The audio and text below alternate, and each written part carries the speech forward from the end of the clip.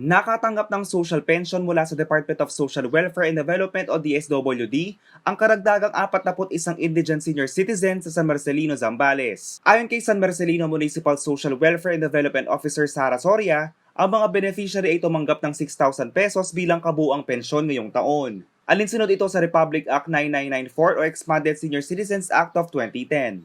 Nakasaad sa naturang batas na ang mga mahihirap na senior citizen ay makakatanggap ng buwanang pensyon na nagkakahalaga ng 500 piso mula sa DSWD, katuwang ang Office of Senior Citizens Affairs sa mga lokal na pamahalaan.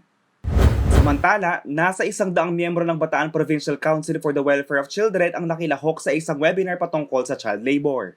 Nagsilbi itong oryentasyon sa iba't ibang pamilya upang matukoy ang mga posibleng kaso ng child labor sa komunidad at kung papaano ito maiiwasan.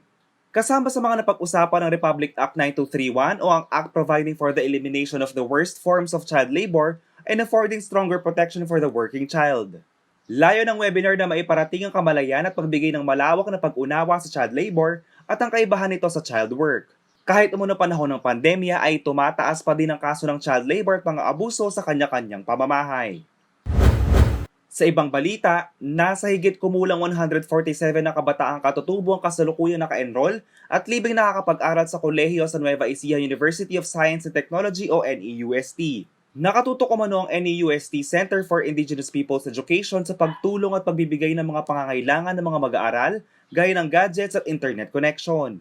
Nakikipag-ugnayan ng naturang institusyon sa mga ahensya, grupo o individual na makakatulong sa kanilang edukasyon ngayong pandemya. Kaugnay dito ay pinagkaloob ng NEUST CIPE ang computer set at internet connection booster sa Karanglan Campus upang magamit ng mga estudyanteng nasa online class. Ang mga estudyante pa umano ang pumili ng lugar upang mapaglagyan ng internet booster at computer set na malapit sa kanilang komunidad o tirahan. Nakaantabay din ng NEUST CIPE sa paghahanap ng trabaho para sa mga katutubong mag-aaral na nakapagtapos na ng kolehiyo. JM De Jesus, CLTV News.